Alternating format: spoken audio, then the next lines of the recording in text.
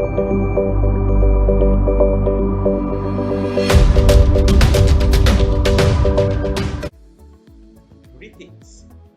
my name is Calvin and I'm Joel. Today I'm going to share on the economic challenges on the waste to energy recovery from municipal solid waste. In this research, three economic challenges has been identified, which are the investment in the waste management system, the operational costs, and lastly, the transportation costs. So the first challenge is the investment in waste management system. The waste generation is directly proportional to the human populations. This shows that the more the amount of people living on this earth, the more amounts of the waste will be generated. For example, currently we have about 9 billions of human population, and you can imagine that how many waste has been generated every day by these peoples. So this also require high costs for energy recovery to treat this waste for energy purposes. As shown in table 3.1, the investment in waste to energy system. Four countries has been selected for this research purposes, which are Malaysia, China, India, and the United States of America. Malaysia, our country, has been used as the indicator to be compared among the developed countries, which are India, China, and the United States of America. In Malaysia, we have 33 millions of populations, while the municipal solid waste generation is at 1.2 million tons per year. But we do have our own incineration plants, which is 1 megawatt plants in Langkawi, which costs about 68 million ringgit, and the largest incineration plants in Selangor, which operate at 22 megawatt, which is cost about 1.2 billion ringgit of capital cost. And Kajang Refuse Derived Fuel Plant is a pilot plant that costs about $500 million. So China has the largest human population at 1.4 billion, while generating about 220 million tons per year of municipal solid waste. It has the largest incineration plants that at 310 megawatt incineration plant in Beijing, which cost the industry player at 1.4 billion ringgit.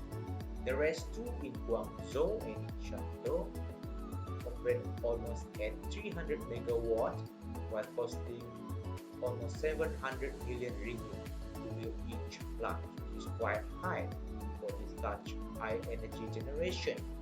In India, 1.4 billion people living there, while only 55 million tons of wet municipal solid waste has been generated, which is far lower than China.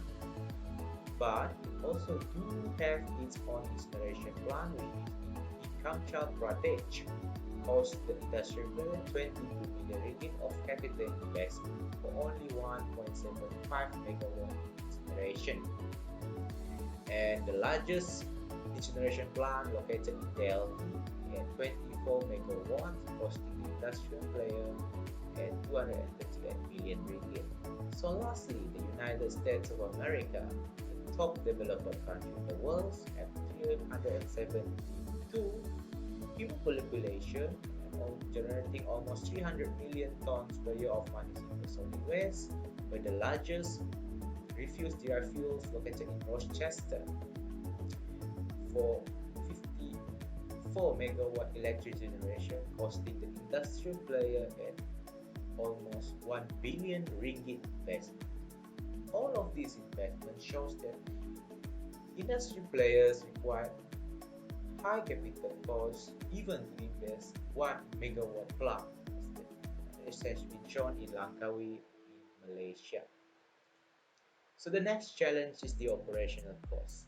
Let me remind you that there are four types of waste to energy system, which are the landfill recovery system, the waste incinerations, anaerobic digestion, and lastly the gasification.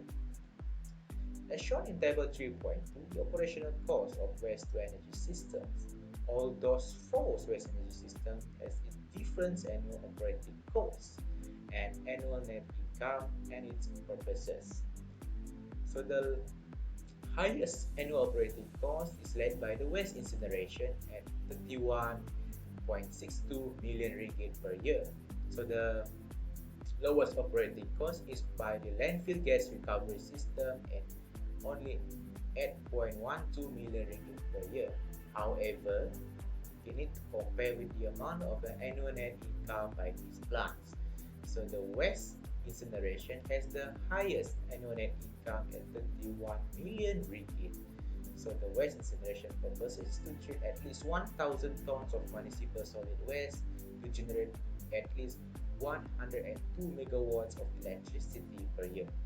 So above all the system, as you can see in table 3.2, requires high operational costs. But the best is the waste incineration since it gives back 51 million ringgit per year from the electricity generation. So that is why most of the country prefer waste incineration due to the high annual net income and it can generate high amount of electricity per year. So the last challenges is the transportation cost. So we can see that each truck needs to collect every garbage from residential and industrial waste. So one of the truck needs to travel at least 100 kilometers per day. So there are two types of trucks that can be used for these purposes, which are the arm roll trucks and the dump trucks. Arm roll trucks cost at least 54 to 80,000 ringgit each, while dump truck costs between 130 and 240,000 ringgit each. So arm roll truck has low operating costs at almost 4 ringgit per 1,000 meter cube of municipal solid waste, while dump truck operated at almost 8 ringgit per 1,000 meter cube of municipal solid waste. However, dump truck is the most preferred since it has high capacity to store storage for long distance travel purposes. So above all the challenges have been mentioned, which are the investment, operational costs, and lastly the transportation costs, key economic instrument can be used to utilize the municipal solid waste for energy generation. In these instruments, taxes has been imposed in every stages from the beginning of the product creation to the end of the disposal of that products. For example, the introduction of the tourist eco tax for the product that had been bought, the consumption tax, the property assessments whereby residential houses need to pay property assessment every year. And lastly, the waste disposal charge. This is where we pay the garbage collectors and that collected our rubbish every week. So the Malaysian approach can be seen as the best incentive that have been provided to its people. Number one is the government incentive. 70% of tax exemption has been involved under pioneer status for 5 years for organization that wish to have the waste energy system. So the output of this incentive is that as at 2018, Malaysian Investment Authority has reported that about 7.6 billion ringgit has been invested for 330 waste recovery projects. So it is very good since that the government do put huge initiative to make various organizations to lead in the waste recovery system.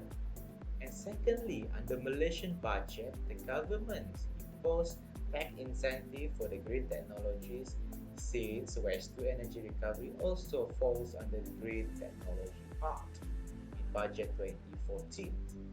It doesn't stop there since in 2016, Waste Eco Park has been introduced in its budget whereby the government able to centralize all the municipal solid waste collection in each state so that it can reduce the transportation costs. So while delivering the municipal solid waste to one centralized place.